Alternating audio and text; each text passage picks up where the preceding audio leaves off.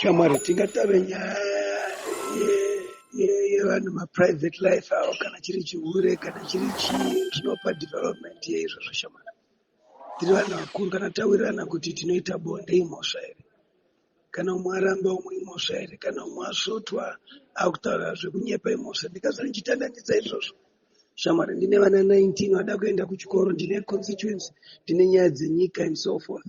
Izvo personal life izvo kasi kana mada kuzvipindira amene kuti zvinokupera handione production nechiona kuti pfungwa dzevanhu dziri 3 hours vanakateerera munhu asi havagoni kumira 3 hours kuti varegister kuvhota.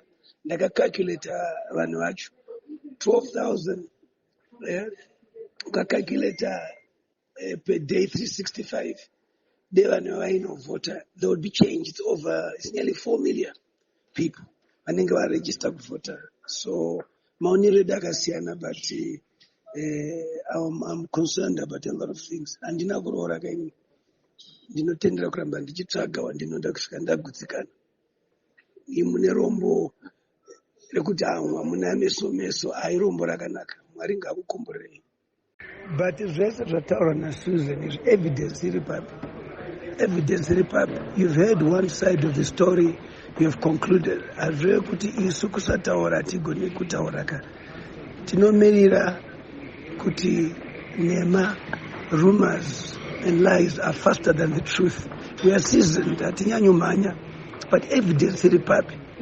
You cannot allow a situation where people are scandalized through social media just because you don't like the president, you don't like Temba, you don't like Chamisa or Monzora from a political standpoint, or maybe their failure to discharge duty.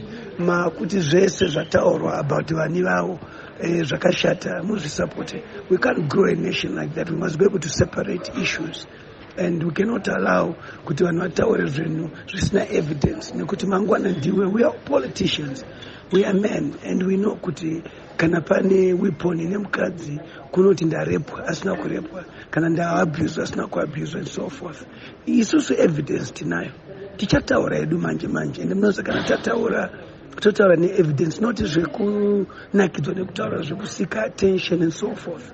Inini mwana handirambe vana vangu shamwari, but subject to DNA iwe unozwa kuti Susan akaita nematwins neni hana kuzviramba. Ndipapa ndakamboramba kuti handina kuita vana naSusan ndiudze, but akati matwins akati wabuditsa. The next thing akati umwe wacho haasisipo. So ungabelieve munhu akadaro sei kana kubelieve kuti umwe mwana aripo mwana wako.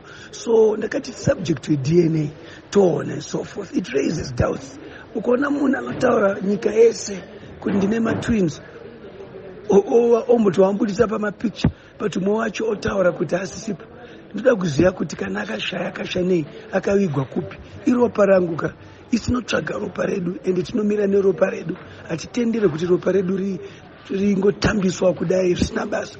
So credibility inonetsa. That must be a basis for people to know who they are dealing with at the end of the day. Handirambe kuti akaita bondeka. Izvo handirambe. Kasi chero munhu uchidrive mota 15 years nogona kusaita accident ka, but ozongoita accident kamwe chete, but ogadzirisa kuti usaite accident next time. Hazvirambidzwe izvi. Hatingaite nyaya idzo kuti dzitore precedence over national issues. Zvinhu zviri kuitika munyika, inflation iri kukwira and so forth. Tiri vanhu tinoitawo zvatinoitawo, but mukaona takuisa ma-personal issues, ma-bedroom issues pamusoro. Kana zviri zveabuse, handisupport abuse. Ndine vana 15 vasikana kashamwari, and there's no ways I would want them to be abused, but ngavanorepota ngavataure zvavanotaura, not after zvinhu zvaitika wakutaura zvakawanda. Vamwe vanhu vakashaya wakutaura nyaya dzavo kuti vanozvidefenda sei. You cannot listen to a story where you speak about the dead who are not there to defend themselves, and you create all sorts of stories. But like I've said, if you multiply 12,000 viewers or 14,000 viewers, okay, you can understand. Vanga varipo papa times 365 days. So each day iva vakagona kuregister kuvhota.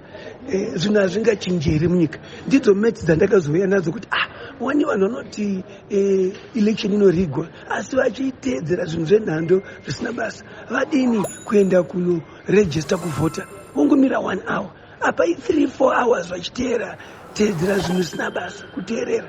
So calculate 14,000 or 12,000 vanhu vaiteerera times 365 days per year. Ndikutaura zvinokuti lechi kuti vanhu vanganiwawo pakuvhota.